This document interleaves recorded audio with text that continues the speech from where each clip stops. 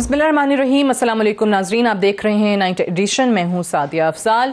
Programme में आगे चलकर सियासत पर बात करेंगे क्योंकि पाकिस्तान की सियासत का हाल आजकल ऐसा है कि हर कोई इस पर बात कर रहा है। लेकिन सबसे पहले हम बात करेंगे बड़ी अहम स्टोरी जो हमने देखी आज, और वो भारत के हवाले से है कि किस अंदाज में पाकिस्तान के खिलाफ आलमी सतह पर एक झूठा प्रोपेगेंडा और एक लॉबी किस तरीके से की जा रही थी भारतीय नेटवर्क की तरफ से, उसको बेनकाब किया गया है।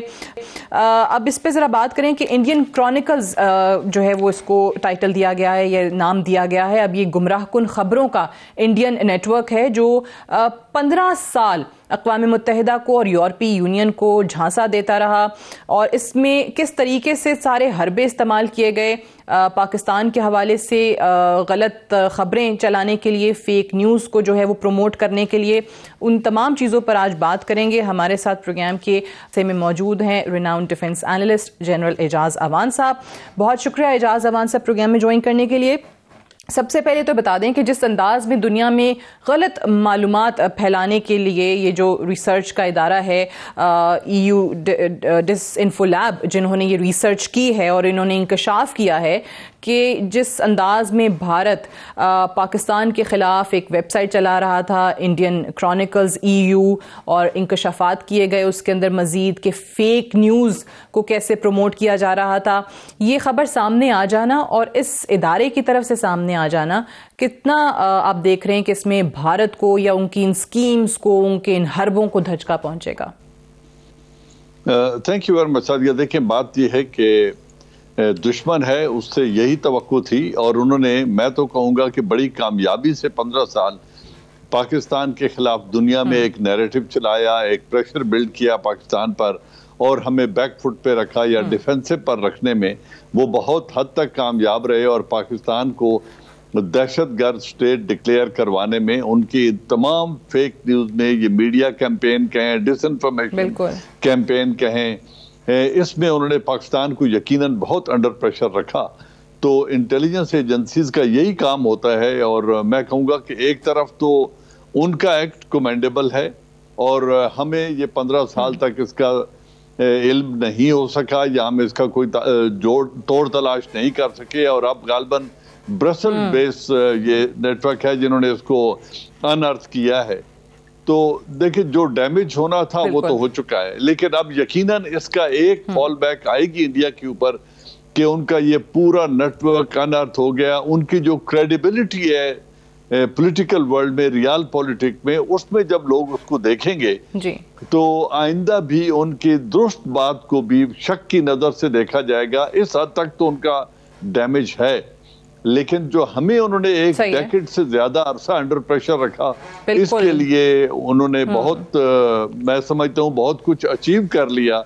और पाकिस्तान के कश्मीर में इसमें जो हम बार बार हमारे यहाँ से बात की जाती है, SPR की तरफ से भी बताया जाता है कि जी 5th जनरेशन वॉर, ये वही वॉर है जनरल साहब। अब इसमें देखें जो डिटेल सामने में आई कि उनके मुताबिक एक मुर्दा प्रोफेसर, कई ऐसी ऑर्गेनाइजेशंस जो गैर फाल हो गई थी, 750 जाली मीडिया ऑर्गेनाइजेशंस। अब 15 साल तक ये एक वसी आलमी डिसइंफॉर्मेशन मंसूबा जो इनका रहा इंडियन मुफादात को प्रमोट करने के लिए। सो वही ये 5th जनरेशन वॉर वाली हो गई कि अब जंगे ऐसे लड़े जा रही हैं इस तरीके से कि दूसरे को या दुश्मन को कैसे। सादिया, ये एक ट्रांजिशन नेचुरल है कि जब न्यूक्लियर कुव्वत बन गया हिंदुस्तान, पाकिस्तान और चाइना जो बॉर्डर शेयर कर रहे हैं, तो जो मिलिट्री एडवेंचरिज्म था या वो जो ब्लिट्जक्रीग टाइप ऑपरेशन हुआ करते थे, जहां काइनेटिक एनर्जी से अपनी विल दुश्मन पर थोपी जाती थी, अब वो उसका ज़माना गुजर गया है, क्योंकि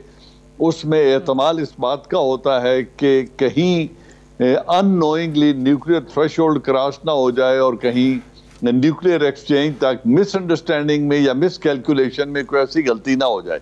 जब इस तरह की कुव्वतें दोनों बन जाएं तो फिर बैटलफील्ड तब्दील हो जाता है। और ये हम 5th generation, 4th generation, hybrid warfare, इसे जो कुछ भी कहें, पहली जंगों में भी ऐसा ही हुआ करता था कि प्रोपेगेंडा भी होता था, मिस इन्फॉर्मेशन भी होती थी, डिस इन्फॉर्मेशन भी होती थी, काइनेटिक फोर्स भी यूज होती थी, इकोनॉमिक क्वेश्चन भी होती थी, डिप्लोमेटिक प्रेशर भी हर जंग में होता था।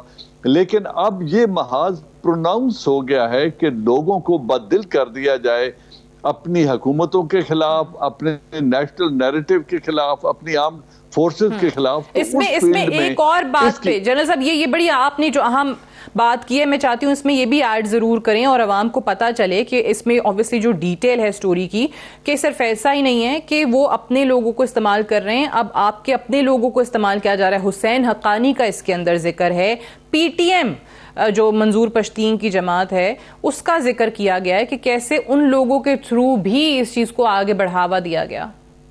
बिल्कुल इसी तरह के लोगों को आलाकार बनाया जाता है। अगर आप मेमो गेट स्कैंडल में देखें तो उस वक्त क्या था हुसैन हक्कानी साहब का कि आप आर्मी चीफ पर और इन पर दबाव डालें ताकि हमें हुकूमत करने में आसानी हो और उनको अंडर प्रेशर लाया जाए तो हम कुछ काम आपके लिए कर सकेंगे।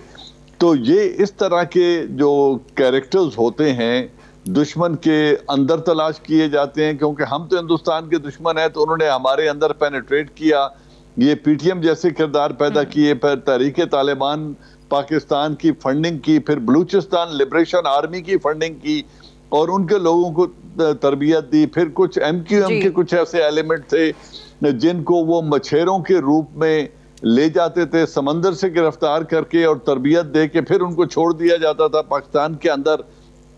तो ये वो तमाम टैक्टिक्स है जो इंटेलिजेंस एजेंसीज करती हैं। अगर यानी वो वाले टैक्टिक्स भी जो शुरू हो गए, जो आपने एक ट्रांजिशन का जिक्र किया, और साथ जो रिवायती जो हरबे हैं वो भी जारी हैं। इनफैक्ट जो आप कह रहे हैं कि जिस तरीके से लोगों को इस्तेमाल किया जाता है, आज लाहौर में हमने देखा है कि रॉ की सरपरस्ती में चलने वाला एक अफगान नेटवर्क जो है, उसके दहशतगर्द नेटवर्क वो पकड़ा गया है। 5 टेररिस्ट जो हैं वो आज पकड़े गए लाहौर में, और वो अफगान दहशत नेटवर्क था। चला कौन रहा था? रॉ चला रही थी। तो ये सारी चीजें सामने रखते हुए पाकिस्तान जो अपना केस प्रेजेंट करता है, जो डोसियर्स हम देते हैं, मजीद आपको लगता है कि हम उसमें वो तकवीत पकड़ सकते हैं? यकीनन सादिया, देखें, ये तो हम काउंटर इंटेलिजेंस ऑपरेशन तो हमने करने हैं।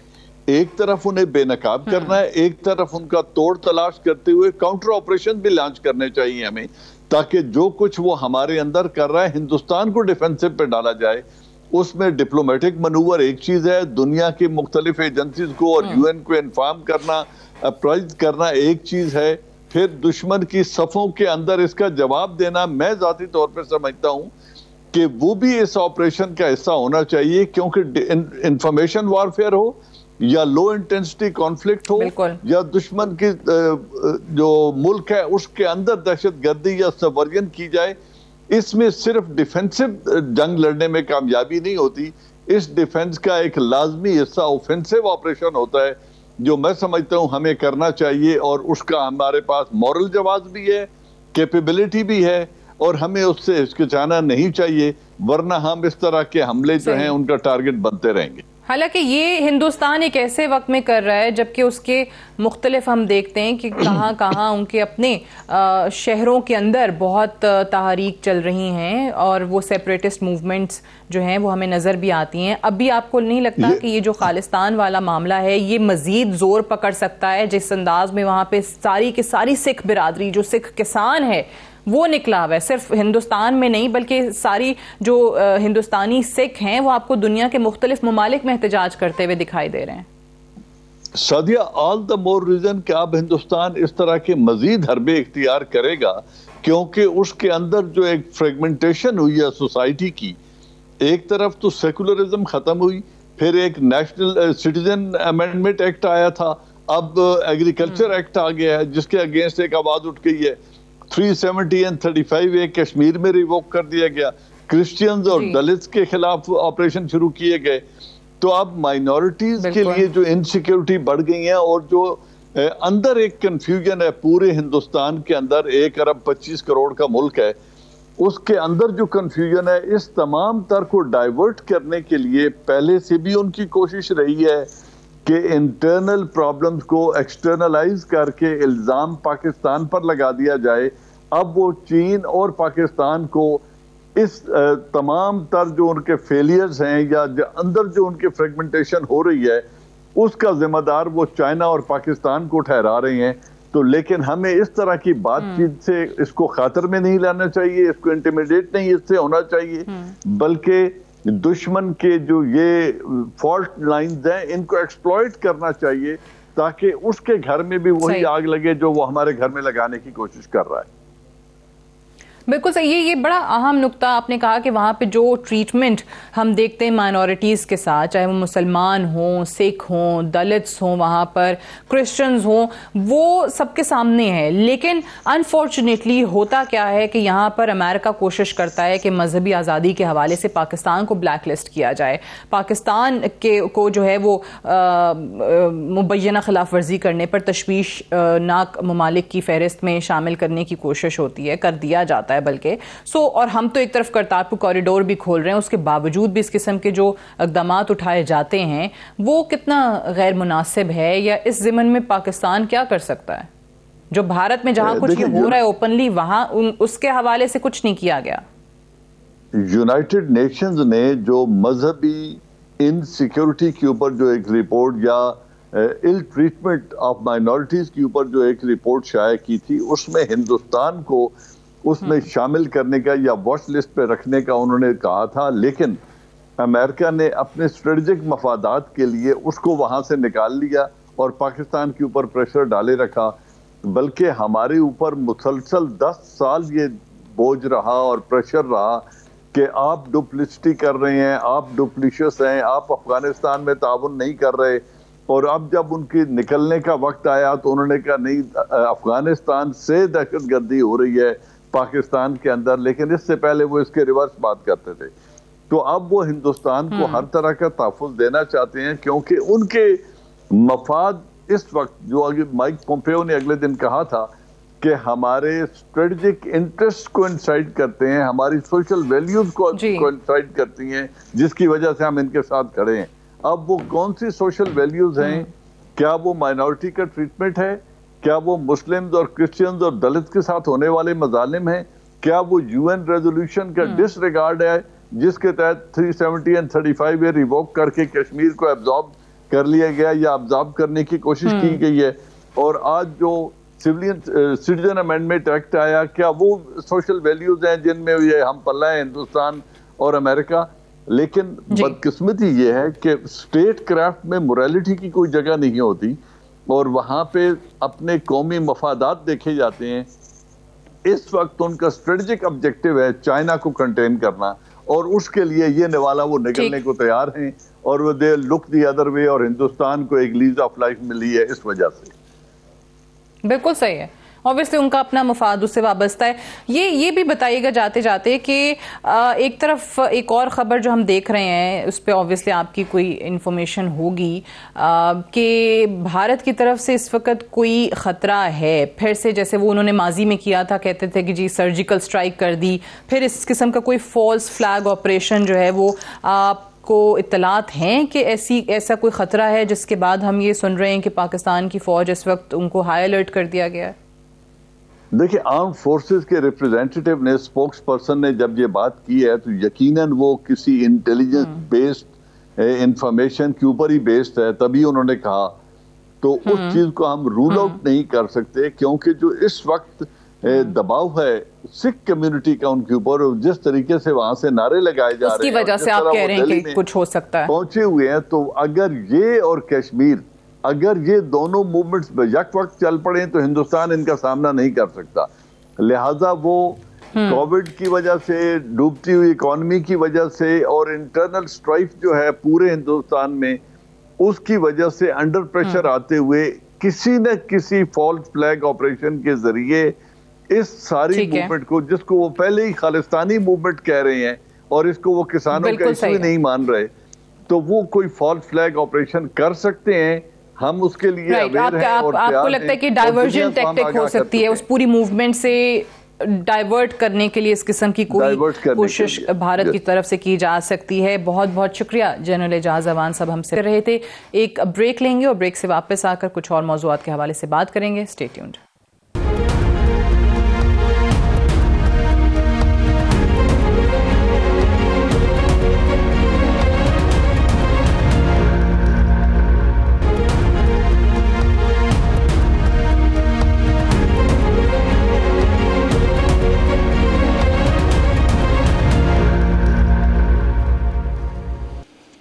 Welcome back. प्रोग्राम में के इस हिस्से में हम बात करेंगे पाकिस्तान की सियासत के हवाले से, जो ऑब्वियसली हर गुजरते दिन के साथ जिसका टेम्परेचर राइज करता चला जा रहा है। आज भी मरियम नवाज साहिबा की अवामी राब्ता मुहिम लाहौर में जारी रही और 13 दिसंबर को जलसे से बड़ी तवक्कुआत रखी जा रही हैं, जिसमें वो कहती हैं कि आर या पार होगा। दूसरी जानिब वजीर आजम ने भी अपोजिशन को डायलॉग की दावत दी है और ये कहा है कि NRO नहीं दूंगा, किसी के केसेस खत्म नहीं करूंगा, लेकिन पार्लियामान के फोरम पर आकर जरूर बात करें और अगर वहां आप तहरीक अदम एतमाद लेकर आते हैं तो बिल्कुल लेकर आएं। असल जंग तो वैसे पार्लियामान की ही होती है सियासत के अंदर। इसी पे बात करने के लिए हमारे साथ पाकिस्तान तहरीक इंसाफ के सीनियर रहनुमा सेनेटर फैसल जावेद साहब मौजूद हैं। बहुत बहुत शुक्रिया सेनेटर साहब। सबसे पहले तो ये बताइएगा कि ये जो वजीर आजम ने आज अपोजिशन को डायलॉग की दावत दी है, इसको अपोजिशन इस तरीके से कंसीव कर रही है कि क्योंकि हुकूमत के पास अब कोई चारा बचा नहीं है, वो ये कहते हैं कि अब हुकूमत वो अपनी पड़ गई है, इसलिए हमें डायलॉग के लिए दावत दी जा रही है।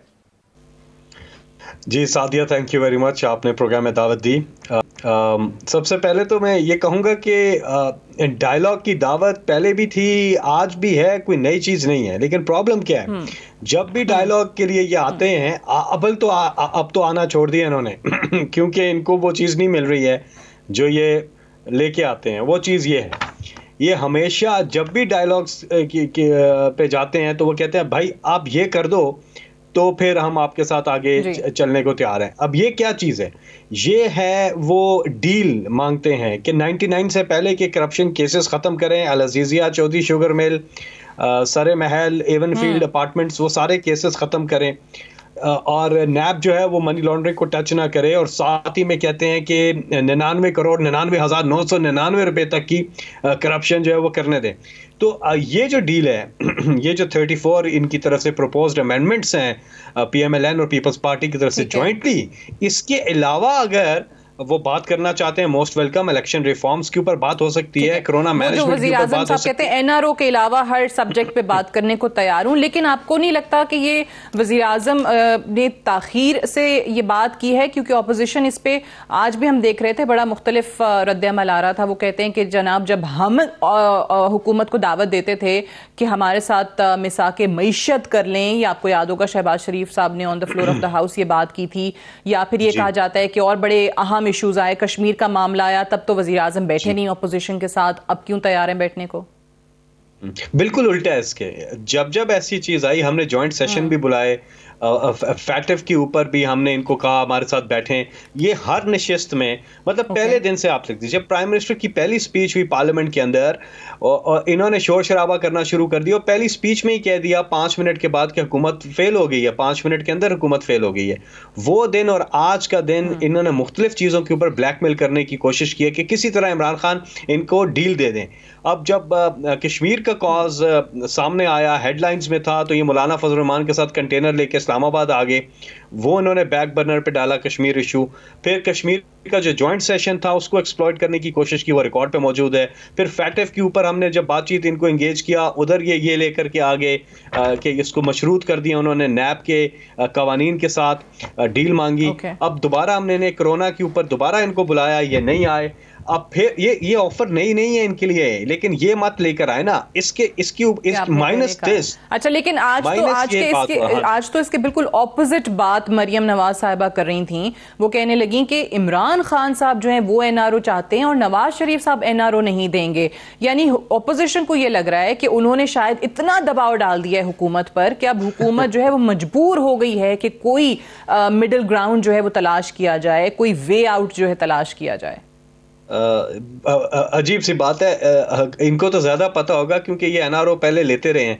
NRO हमेशा हुकूमत ही दे सकती है, हुकूमत को नहीं मिलता NRO, हुकूमत देती है NRO। जनम मुशर्रफ हुकूमत में थे, उन्होंने NRO दिया, उससे पहले ये आपस में एक दूसरे को NRO देते रहे हैं और दोनों ने जनम मुशर्रफ से NRO किया। तो वो जनम मुशर्रफ जब पावर में थे तभी NRO दे सकते थे, हुकूमत NRO दे सकती है, हुकूमत NRO ले नहीं सकती है।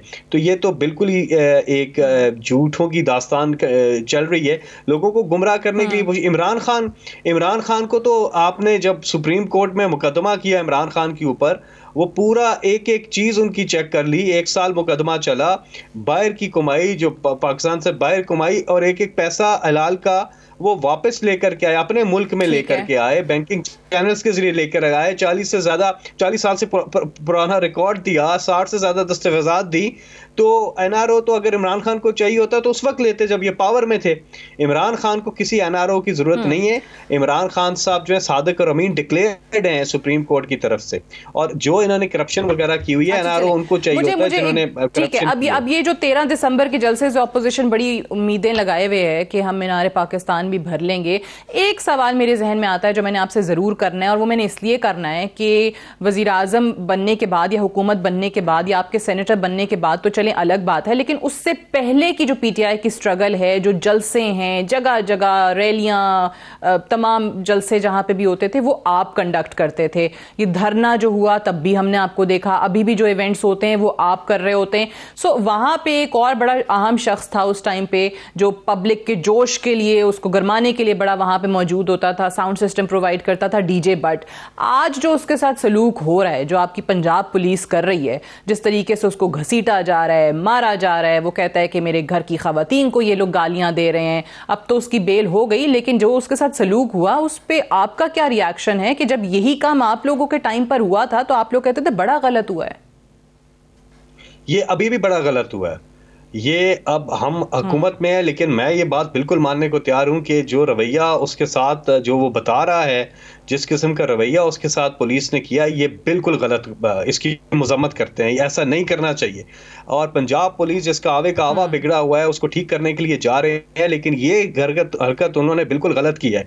दूसरी बात, अदालत का जो फैसला आया हुआ है उसकी अगर कोई खिलाफ वर्जी करता है तो कानून हरकत में आएगा। लेकिन इस तरीके से, जिस तरीके से जो डीजे भट्ट बता रहा है, जिस तरीके से उसको किया है, ये बिल्कुल गलत तरीका है पुलिस का। इस तरह बिल्कुल कतल नहीं करना चाहिए। इसकी जितनी मजम्मत करें वो कम है। और मैं मानता हूं आपकी बात कि आप बिल्कुल ठीक कह रही हैं कि इस किस्म का रवैया पुलिस को कतन इख्तियार नहीं करना चाहिए। चले, हम ग्लैड कि आप इसकी मजम्मत कर रहे हैं। और पंजाब पुलिस कब ठीक होगी, या पाकिस्तान की ओवरऑल पुलिस की अगर हम बात कर लें, कब रिफॉर्म्स आएंगी, कब ये रवैया तब्दील होगा, ये जो एक इम्तियाजी सलूक रवा रखा जाता है वो भी हमने देखना है। अभी ये बताइए, आज आपको अपोजिशन के इस्तीफों के मामले पर जो बयानात आए हैं, हुकूमत को उससे क्या लग रहा है? क्योंकि आप लोग बहुत यकीन से कह रहे थे कि करके तो दिखाएं, सारे अपने अरकान को तैयार तो करें, मानेंगे ही नहीं, लोग भाग जाएंगे इनके। आज पीपल्स पार्टी थोड़ी सी आपको लगा कि अलग होने की उसने कोशिश की पीडीएम की बाकी जमातों से? कोई कंसेंसस नहीं है इस बात के ऊपर। पीपल्स पार्टी को छोड़ दें, पीएमएलएन के अंदर भी नहीं है कंसेंसस। ये इस्तीफे नहीं है, लतीफे हैं। अच्छा। बहुत से लोग इनके साथ तैयार नहीं है। हमें भी वो बताते हैं पीएमएलएन के लोग कि जी हम मरियम नवाज की सियासत के साथ बिल्कुल हम आंग नहीं है। तो ये फूटने वाली हैं चीजें, सामने आने वाली हैं। पीएमएल नून इन्ना लिल्लाहि व इन्ना इलैहि राजिऊन, और पीडीएम भी अपनी आखिरी सांसें ले रही है। ये खत्म है इत्तेहाद, क्योंकि ये सिर्फ एक चीज के लिए इकट्ठे हुए हैं, और वो है अपनी लीडरान की करप्शन को बचाने के लिए, और कुछ नहीं। बहुत से इनके पार्लियामेंटेरियंस इनके साथ नहीं है। आपस में इस्तीफे देना is not a big deal. यानी कि एक मौलाना फजल रहमान को दे दे जो खुद रुकन पार्लियामेंट नहीं है, पार्लियामेंट से बाहर हैं, वो इस्तीफे ले रहे हैं। वो कह रहे हैं कि अपनी अपनी पार्टी सरबराहों को इस्तीफे दे दें, जो उन्होंने ऐलान किया 31 दिसंबर से पहले।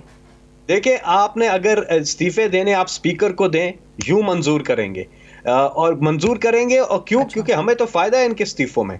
ये इस्तीफे देंगे, उन नशिस्तों पे इलेक्शन होगी जहां जहां ये इस्तीफे देंगे, और जिमनी इलेक्शन होगी। जाहिर है वो इलेक्शन होगी तो ये तो नहीं लड़ेंगे इलेक्शन, क्योंकि इन्होंने इस्तीफे दिए हुए हैं, ये क्यों लड़ेंगे?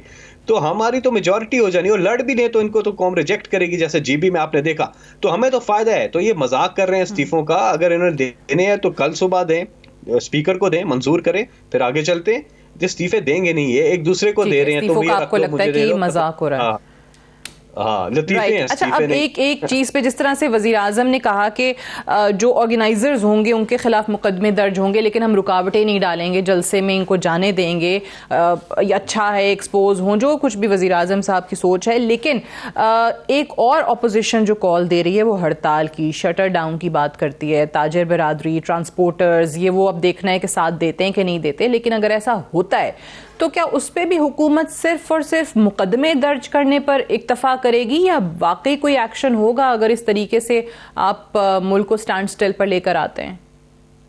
देखिए, पहली बात तो यह है कि हुकूमत किसी किस्म के तसादुम की तरफ नहीं जाना चाहती है और अपोजिशन चाहती है कि तसादुम की तरफ बात जाए, क्योंकि जलसे इनके फ्लॉप हो रहे हैं। मुल्तान का जलसा भी बाय द वे फ्लॉप था और वो कासिम बाग में करने देना चाहिए था, और वो जो रुकावटें खड़ी की गई उससे इनको ज्यादा फायदा हो गया, किस्म का इनकी मार्केटिंग होगी जलसे की, लेकिन फिर भी लोग नहीं आए। DSNG ज्यादा थी, लोग कम थे, इनके सारे जलसे फ्लॉप हुए हैं। जलसियां थी छोटी छोटी, और लाहौर में भी इनका जलसा फ्लॉप ही होगा। कोई इतने लोग तो इनके साथ हैं नहीं, जबरदस्ती लोगों को लाते हैं और रेंटा क्राउड है सारा। वो मौलाना फजल रहमान के जो स्टूडेंट्स हैं वो बेचारे आ जाते हैं, उनको ले आते हैं, लेकिन इनके पास क्राउड है नहीं, लोग इनके लिए नहीं निकलते हैं। तो हम अगर इनको रोकते हैं तो तसादुम की तरफ बात जाती है, उसको बिल्कुल वो रास्ता ठीक नहीं है। हम इनको इजाज़त तो नहीं दे सकते, लेकिन जो जो इन्वॉल्व होगा उनके खिलाफ बिल्कुल मुकदमात होंगे, और कोई भी मोड ऑफ प्रोटेस्ट ये इख्तियार कर लें। कोरोना के SOPs को फॉलो करना बहुत ज़रूरी है, और जो उनकी खिलाफ वर्जी करेगा उसके खिलाफ कार्रवाई होगी। चाहे ये कह रहे हैं ना हम ये करेंगे वो करेंगे, इनका कोई भी मोड ऑफ प्रोटेस्ट हो, एहतजाज का कोई भी तरीका हो, वो कामयाब नहीं होगा, वो नाकाम ही होगा। अच्छा, लेकिन चलें अब हम ऑब्वियसली बात कर रहे हैं कि जो पॉलिटिकल केओस है ये मज़ीद ना हो। जनवरी की वो लॉन्ग मार्च की बात करते हैं, हुकूमत के भी ऑब्वियसली फेवर में तो नहीं है अगर आपके मुल्क की इकॉनमी ख़राब होती है, जो कोविड की वजह से ऑलरेडी आपको बहुत ज़्यादा दबाव का सामना है।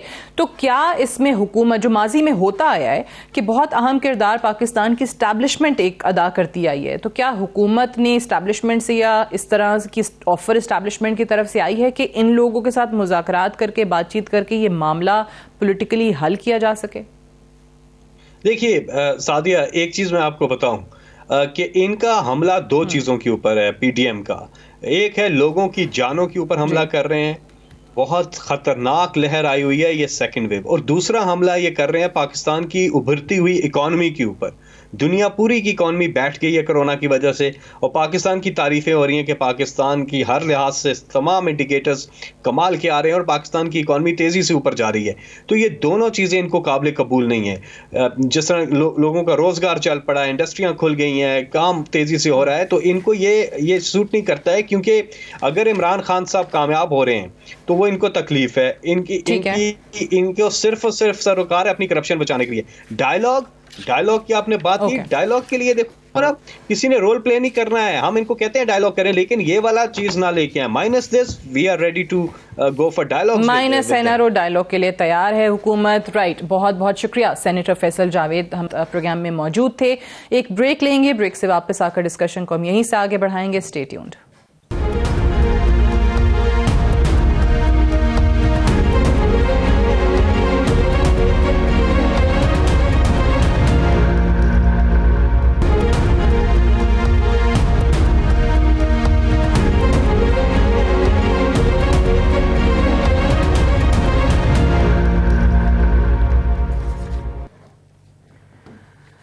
Welcome back. प्रोग्राम में एक बार फिर से खुश आमदीद।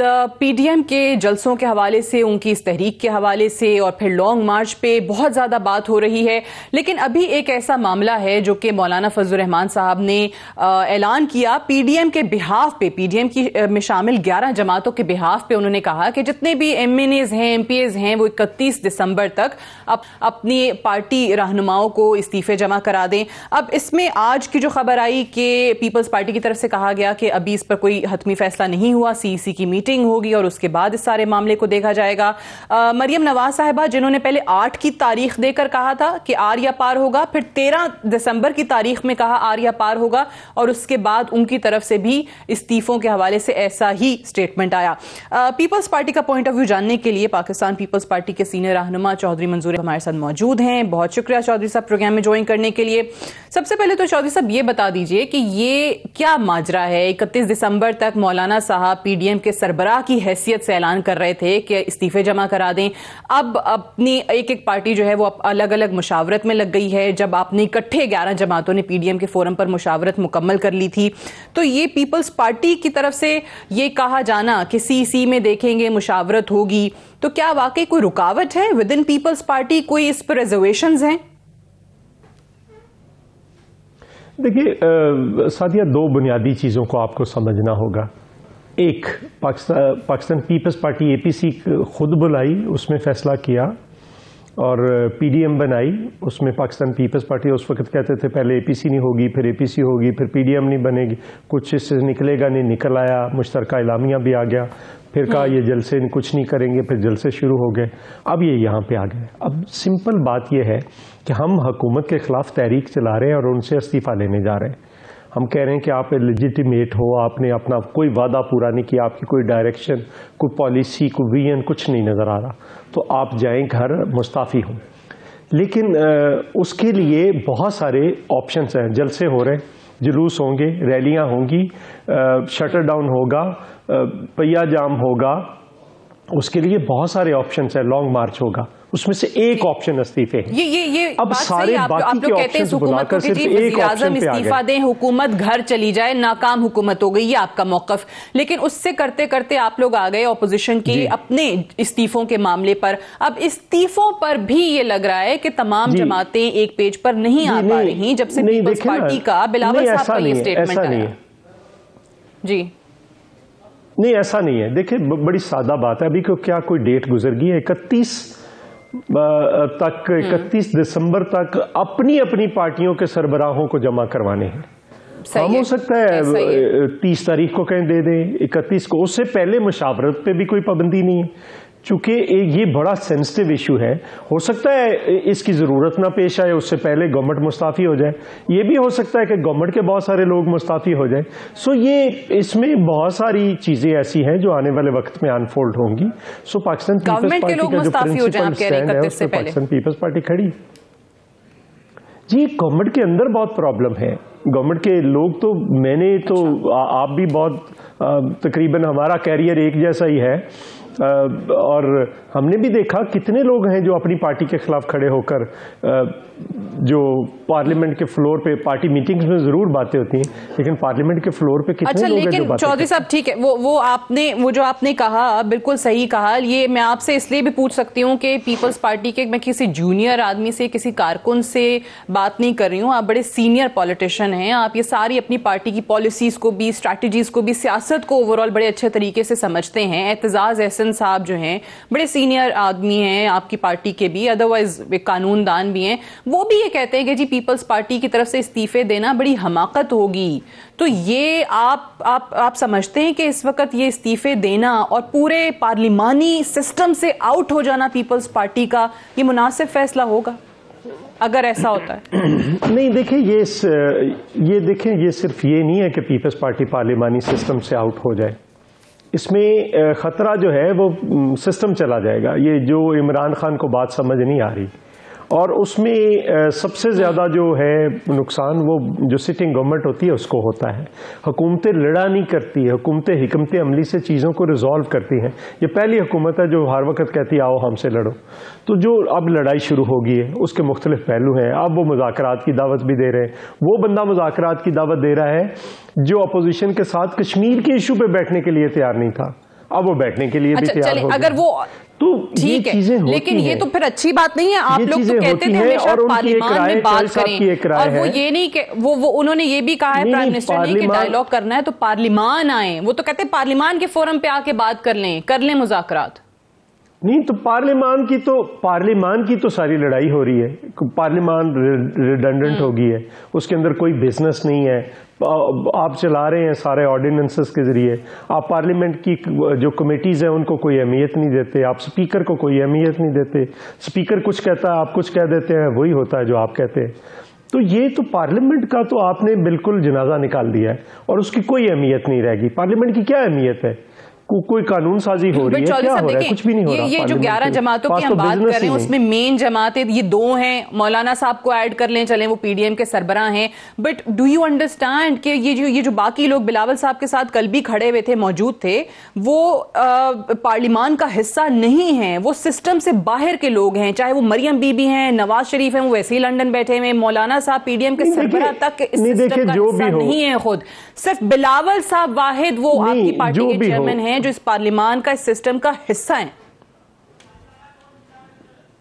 नहीं, देखिए मसला किसी बिलावल साहब की या किसी की ज़ात का नहीं है, मसला एक प्रिंसिपल का, उसूल का है, और हम उस पे जा रहे हैं। हम ये कह रहे हैं कि अभी हमारा हक है कि हम मुशावरत करें, हम अपनी पार्टी की मीटिंग बुलाएं, उसके अंदर उसके पहलुओं को डिस्कस करें, क्योंकि अभी तो टाइम है 31 तक, उस तक आप इंतजार कीजिए, नंबर 1। नंबर 2 ये है कि हम समझते हैं कि हमारी पार्टी से और दूसरी पार्टियों से भी बहुत सारी अजीबोगरीब किस्म की बातें होना शुरू हो गई थी, जिसके लिए पार्टी के सीनियर लीडरशिप ने कहा कि अभी इस पर कोई बात ना करें, और जब हम कह देंगे बिलावल साहब या पाकिस्तान पीपल्स पार्टी फैसला कर लेगी तो 1 घंटे में सारे इस्तीफे आ जाएंगे, उसमें कोई प्रॉब्लम नहीं है, और अभी डेट है, टाइम है, हम उस पर काम करेंगे 1 घंटे में। शायद साहब आप भी देख रहे हैं सियासत बड़ा, चलिए ये पहले भी ये चीजें हो चुकी हैं, आपको भी पता है, कहीं ना कहीं ऐसे लोग होते हैं जो वो कहते हैं ना डंडी मार जाते हैं, इस्तीफे तब भी पूरे नहीं होते सारों के, इधर उधर लोग होना शुरू हो जाते हैं। नहीं, हमारी पार्टी में कोई डंडी नहीं मारेगा, मैं आपको ये कहता हूँ, हमारी पार्टी में कोई डंडी नहीं मारेगा।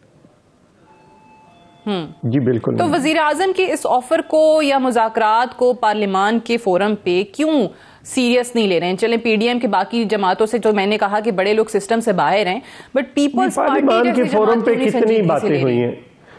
नहीं, ये देखें ना, जो बंदा कश्मीर के इशू पे अपोजिशन के साथ बैठने के लिए तैयार नहीं है, वो तो फिर अब क्या मतलब है, जब अपनी बारी आई है तो फिर बैठने के लिए तैयार हो गए। तो अब मुज़ाकरात के अच्छा, लेकिन अगर आप इसको इस तरीके से देखें कि इस वक्त ये ना हो कि सारी सियासी जमातें, अपोजिशन की भी, हुकूमत भी, बंद गली में जाके खड़ी कर दे पाकिस्तान की सियासत को और पूरे इस निज़ाम को, तो उस बंद गली से निकालना भी तो है ना। अगर वहां से इनिशिएट हो गया तो उसको पॉजिटिवली लेके आप भी आगे बढ़े। नहीं, बंद गली में तो ले गए, ये वजीर आजम बंद गली में तो सबको ले गया, सिर्फ सियासत को नहीं ले गया, पूरे समाज को ले गया है। क्या हालत है महंगाई की, बेरोजगारी की, क्या हालत है इस मुल्क में, एग्रीकल्चर की क्या हालत है। आप तमाम शोबा जिंदगी जो है वो कर रहे हैं, यहाँ पे कर रहे हैं। मसलन पेशावर के अंदर इतना बड़ा इंसिडेंट हो गया है, उस पर एक लफ्ज नहीं बोला प्राइम मिनिस्टर। क्या कितनी बड़ी नेगलिजेंस, चूंकि उसमें उनका कजन इन्वॉल्व है, नौशेरवा जो है बरकी, वो अमेरिका से बैठकर हॉस्पिटल चला रहा है, उसको छोड़े वहां पे जो कुछ हो रहा है वो अब इस्लामाबाद के अंदर पेम्स को भी और बाकी अस्पतालों को भी प्राइवेटाइज करना चाहते हैं।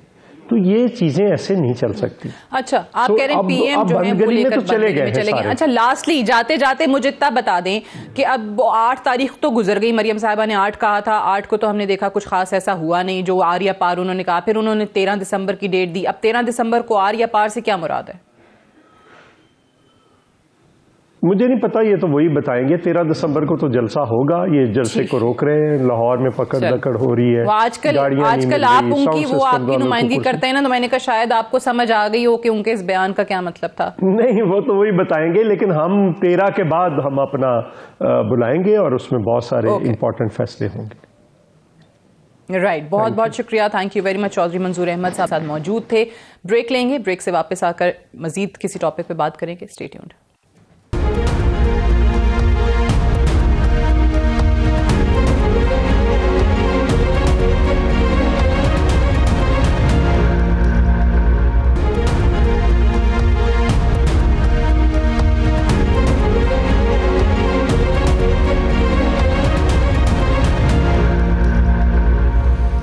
Welcome back. प्रोग्राम में एक बार फिर से खुश आमदीद। प्रोग्राम के इस सेगमेंट में हम बात करेंगे एफबीआर के हवाले से और पाकिस्तान में जो टैक्स कलेक्शन है उस हवाले से। एफबीआर ने 8 दिसंबर की डेडलाइन दी थी टैक्स जमा कराने के लिए, लेकिन ऑब्वियसली अभी भी इजाज़त है कि जो लोग टैक्स जमा करवाना चाहते हैं वो करवा सकते हैं और उनके एलामिये में भी यही बात की गई है। लेकिन इस साल हमने देखा है, जो उन्होंने 8 दिसंबर 2020 तक बताया है कि 18 लाख इनकम टैक्स गोशवारे जमा हुए हैं, जो कि गुज़श्ता साल के मुकाबले में 40% कम हैं। गुज़श्ता साल 29 लाख इनकम टैक्स गोशवारे जमा हुए थे। ये आखिर क्या वजह है कि इजाफी टैक्स मुल्क में जमा नहीं हो पा रहा? पाकिस्तान तहरीक इंसाफ की हुकूमत जब आई तो हमारे सामने था, वज़ीर आज़म इमरान खान ने भी जिस तरीके से ऐलान किया था टैक्स कलेक्शन, टैक्स रेवेन्यू की, वो हमेशा बात किया करते थे। क्या इस हुकूमत ने अपने लिए बहुत अनरियलिस्टिक टारगेट सेट किया ओवरऑल अगर हम टैक्स कलेक्शन की बात करें, और खुसूसी तौर पे इस साल की अगर हम बात करें जो अभी तक हम देख रहे हैं 8 तारीख तक, तो क्या कोविड की वजह से ये चीज़ मुतासिर हुई है या कोई और असबाब हैं? और ओवरऑल भी पाकिस्तान की इकॉनमी पे बात करेंगे। इसके लिए हमारे साथ रिनाउंड रिनाउंड मुजम्मिल असलम साहब मौजूद हैं। बहुत शुक्रिया मुजम्मिल असलम साहब। सबसे पहले तो ये बताइएगा कि 8 दिसंबर तक जैसे हमने देखा कि 18 लाख टैक्स रिटर्न्स फाइल हुए हैं, तो ओवरऑल अभी तक आपको लगता है कि एफबीआर की जो कारकर्दगी ज़मन में रही है, क्या वो काबिले इत्मीनान है? देखें, बात यह है कि ये जो आपने 29 लाख का फिगर दिया है, ये पिछले साल फरवरी 28 तक का था। इस दफ़ा इन्होंने जो है एक जिसे कहते हैं कि वो कशकोल तोड़ा है और पहले की तरह जो है डेट्स को एक्सटेंड नहीं किया, एक ही दफ़ा एक्सटेंड किया और खिलाफ तवक्का जो है इन्होंने कल डेट एक्सटेंड नहीं की। मैं समझता हूँ कि जब ज़रूरत थी तो वक्त उन्होंने नहीं की। ख़ुद पाकिस्तान में इस वक्त आपसे as we speak, as I am talking, मैं ख़ुद कोरोना का इस वक्त शिकार हुआ हूँ पिछले 15-20 दिनों से, और मैं 20 दिन से अपने आप को आइसोलेट करके बैठा हुआ हूँ और ये 20 दिनों में मुझे अपनी टैक्स रिटर्न फाइल करनी थी, मैं नहीं कर सका। और इस वक्त पूरे मुल्क में अल्लाह ताला आपको सेहत दे। तो आपको लगता है कि कोरोना जो है वो बहुत बड़ा फैक्टर रहा है और बहुत सारे लोगों के लिए रुकावट रहा है उनके टैक्स रिटर्न्स फाइल करने में? जी जी, बिल्कुल रुकावट भी रहा है। इसके अलावा जो है वकला जो आपके लिए फ़ाइल करते हैं उनकी अवेलेबिलिटी भी वैसी नहीं है, क्योंकि वो भी, उनको भी डर लग रहा है कि ये कोरोना वगैरह ना फैल जाए। दुनिया में जो है इस वक्त जो टैक्स फाइलिंग है उस पर थोड़ी सी एक्सटेंशंस मिली हैं और लोगों को टाइम पीरियड दिया गया है, क्योंकि we are operating from unusual time. लेकिन इस्लामाबाद में जो लोग बैठे होते हैं वो, मुझे नहीं समझ आता कि ग्राउंड रियलिटीज़ को कभी कभार बिल्कुल इग्नोर कर देते हैं और कभी कभार बिल्कुल ही रिफॉर्मिस्ट बनने की कोशिश करते हैं विदाउट कीपिंग इन माइंड के जी हालात क्या हैं। रहा सवाल टैक्स कलेक्शन की, देखें पाकिस्तान में टैक्स कलेक्शन जो है दो बहुत बड़े जिसे कहते हैं कि सेगमेंट्स हैं। जैसे कि एक टैक्स जो एग्रीकल्चर है, 18वीं तरमीम के बाद वो तमाम का तमाम सूबों के पास है और सूबे जो है जो एग्रीकल्चर टैक्स लेने की जगह वो जीएसटी कलेक्ट करते रहते हैं। जैसे सिंध हुकूमत 300 अरब रुपए का जो जीएसटी है वो कराची से 95% कलेक्ट करती है और वही लोगों से जीएसटी कलेक्ट कर रही है जो लोग इनकम टैक्स भी पे कर रहे हैं। और जहाँ पे इनकम टैक्स लेना चाहिए, बड़े बड़े जो लोगों ने बहुत पैसा कमाते हैं ज़रात से, वहाँ पे बिल्कुल हाथ नहीं डालते क्योंकि वो उनका वोटर है और वो ख़ुद भी वहाँ पे है। दूसरी जो है पाकिस्तान में जो तिजारत है, सर्विसेज सेक्टर है, ये बहुत ज़्यादा जिसे कहते हैं कि अभी तक कंट्रोल से बाहर है। इसमें स्मगलिंग बहुत ज़्यादा है। बड़ी बड़ी मार्केट्स में जो अब तो करोड़ों की दुकानें हैं जहाँ पे करोड़ों का टर्नओवर होता है, गवर्नमेंट जो है टैक्स लगाने में नाकाम रही है। तो ये दो जगह ऐसी हैं, चाहे इमरान खान क्या अगर जो बाइडेन को भी लगा दें पाकिस्तान में प्रेसिडेंट, तो वो भी जो है नहीं कर सकते। तो ये, और तीसरी जो हमारे मुल्क में रिश्वत का निज़ाम और जो बिल्कुल एक सिस्टम है, वो एक इसके पीछे वजह बनती है। सही। तो इन चीज़ों से, जैसा आपने खुद कहा कि इमरान खान साहब जो हैं वो क्या जो बाइडन को भी लगा दें तो भी नहीं होगा, तो इस पे हम जो हर थोड़े अरसे के बाद हुकूमत का एक विजन, पॉलिसी, वज़ीर आज़म साहब, उनके वज़रा साहब आकर हमें बताते हैं, तो फिर ये अवाम को गुमराह करने के मुतरादिफ है कि जब तक आप वो चीज़ें सही नहीं करेंगे, जो इंटरनल आपके फॉल्ट्स हैं, वहाँ पर जो मैल फंक्शंस हैं, तो उसके बाद फिर अवाम को ये तसल्लियाँ देना कि पाकिस्तान की इकॉनमी और ख़ुसूसी तौर पर आप टैक्स रेवेन्यू में बहुत तीर मार लेंगे, ये चीज़ें फिर क्यों हो रही हैं? अगर पॉसिबल ही नहीं है तो फिर इतने बड़े बड़े दावे, ये टॉल क्लेम्स किए क्यों जा रहे हैं? देखें, जब ना कोई हुकूमत में आता है तो वो कोशिश करता है कि वो अच्छी बातें बेचे, और फिर जब वो हुकूमत में आ जाता है तो उसको जो लोग लगाता है नौकरी पे, वो उनको अच्छे बड़े बड़े no, but my point is कि क्या वजीर आजम को भी रॉन्ग पिक्चर प्रेजेंट की जाती है? क्या ये अफसरान जो हैं जो उनको बता रहे होते हैं जाके, क्योंकि वजीर आजम के क्लेम्स तो टॉल क्लेम्स हैं, उससे तो आप और मैं इनकार नहीं कर सकते, तो क्या उनको भी गलत पिक्चर प्रेजेंट कर दी जाती है?